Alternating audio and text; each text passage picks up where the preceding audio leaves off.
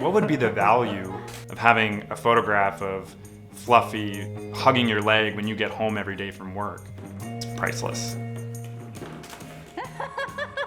It's more than a photograph, is what we come to realize. My name is Adam Goldberg. My wife, Mary, and I own A Gold Photo Pet Photography Studio. We're not just trying to get a photograph. The conversation is not about, well, what's your favorite expression they give you? We're trying to help families celebrate that bond they have with their pet.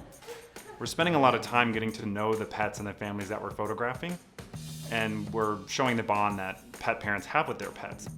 And it's made such a difference. Come on in. Insurance is something that I hope we never have to use, but it is nice peace of mind. I was familiar with Hiscox just through some of their advertising efforts on business-related podcasts that I listened to. Finding a familiar name that I trusted, it was a no-brainer and it was relatively affordable. So when a client has booked in with us and we've gotten to know them, they come to the studio, we lock all the doors, make sure it's secure, and then we let the owners unclip their leashes and their collars, and they just get to run around and sniff the studio. Good job.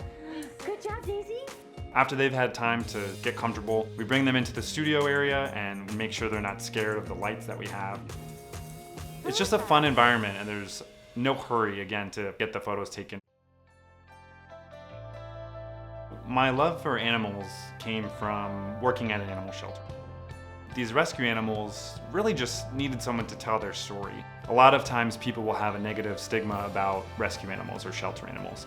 The photography at the time was not doing these animals justice, and I didn't know anything about photography at that point.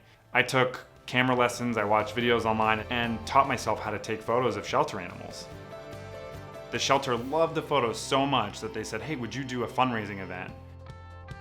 We had one fundraising event, this was back in July 2016, and it just took off. I started reaching out to shelters all over Florida. Mary, my wife, and I were traveling all over the country. We were raising money for different animal shelters and charities. Our whole life was based on travel.